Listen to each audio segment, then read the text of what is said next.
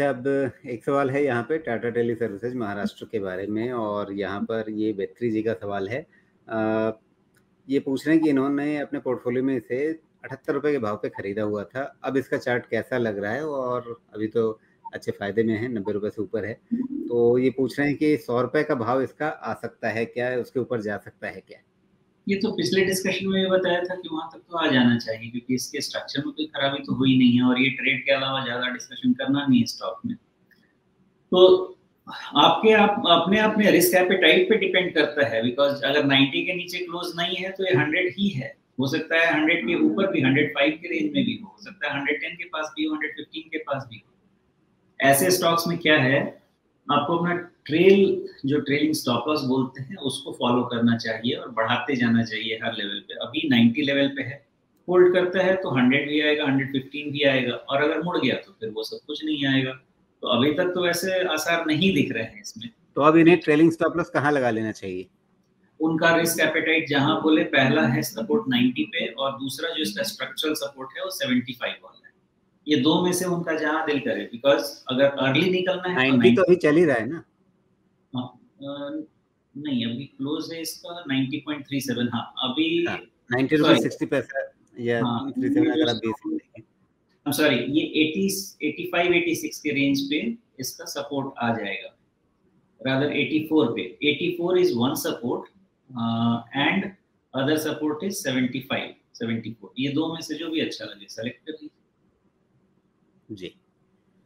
और जब भी यहाँ पर क्लोजिंग बेसिस से ही आप ध्यान दिया कीजिए, उसके नीचे क्लोज नहीं हो तो वो कभी भी रिवर्सल हो सकता है जी। अगर क्लोजिंग देखना हो तो फिर ये ओपन हाई लो क्लोज के बदले शायद हमें ये लाइन चार्ट अगर हम देखेंगे तो ये क्लोजिंग प्राइसेस इसमें ज़्यादा बेहतर तरीके से नज़र आएंगी।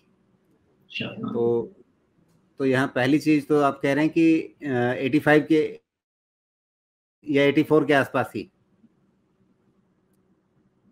पहले कोई स्टॉप लॉस लगाने की जरूरत नहीं जी।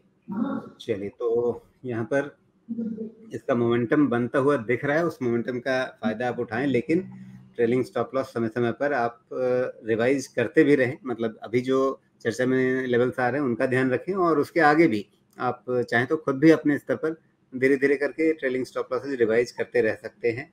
लेकिन एक चीज़ सुमेश समझना चाहूँगा, अभी पूरे अगर आप टेलीकॉम सेक्टर की बात कहें तो मतलब एक तरह की ड्यूओपोली हमें दिख रही है। मतलब अंबानी साहब, मित्तल साहब, इन दोनों के अलावा तो अब टेलीकॉम में कुछ दिखता नहीं है। तो वैसे में टाटा टेली सर्विसेज महाराष्ट्र को आगे बढ़ने के लिए, मतलब जो आपने अभी स्मॉल कैप वाली चर्चा में कहा कि कंपनी की अर्निंग होनी चाहिए, उसके पीछे सब चीज़ें चलेंगी। अब टाटा टेली सर्विसेज महाराष्ट्र का एक टेलीकॉम बिजनेस एंटिटी के रूप में क्या भविष्य आपको देखता है? भविष्य यही दिखता है कि ये नॉन स्ट्रैटेजिक होके किसी न किसी दिन दिख सकता है, तो उस हिसाब से आप देख सकते हैं कंपनी। मतलब दोनों महारथियों में किन्हीं के हाथ में ही चली जाएगी एक दिन में? इससे ज्यादा और कुछ नहीं है, बिकॉज और इससे ज्यादा इसका कोई फ्यूचर मुझे तो नहीं दिखता। मतलब देखिए, कोई भी बिजनेस का मैनेजमेंट का एक फोकस एरिया होता है, फोकस एरिया दिख ही नहीं रहा तो होगा क्या? फाइनली एसेट जो नॉन स्ट्रेटेजिक है वो बिजनेसेस निकलेंगे तो उसका कुछ तो वैल्यूएशन मिलेगा जी। तो उसमें दो तरीके से होता है, एक तो मतलब इंटरेस्ट खरीदने वाले का है, या बेचने वाला डिस्ट्रेस में बेच रहा है, ये किस सूरत में बिकेगी?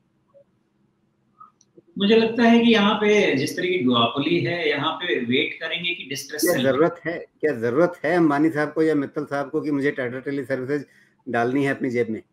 नहीं, वही तो कह रहे हैं, इसलिए कह रहा हूँ कि डिस्ट्रेस सेल में जाएगा, बिकॉज जरूरत है नहीं। डुओपोली में आपको किसी चीज की जरूरत तो रखे रहने पर भी हमें क्या वैल्यू मिलेगी? वो वैल्यू मिलेगी जो डिस्ट्रेस सेल वाली वैल्यू होगी।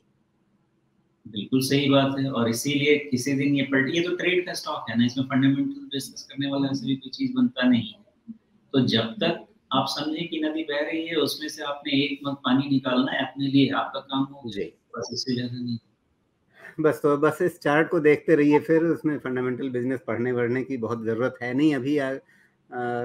मतलब वैसे अपने आप में ये एक ऐसा स्टेटमेंट है जिस पर मुझे अपने आप खुद ही हंसी आ रही है कि किसी कंपनी के बारे में हम कहें कि फंडामेंटल पढ़ने की ज़रूरत नहीं है। लेकिन इस किस्से में वही है कि बिजनेस का जब फ्यूचर आपको कोई ऐसा नहीं दिख रहा है तो किसी तिमाही में अच्छा आ गया या किसी तिमाही में खराब आ गया, उससे बहुत इसकी तकदीर बदलने वाली नहीं है। तो जब तक आपको मोमेंटम दिखे, उस मोमेंटम का आपको फायदा उठाना है और उसके लिए आपको लेवल्स का ध्यान रखना है, बस इतना ही करना है शेयर में भी।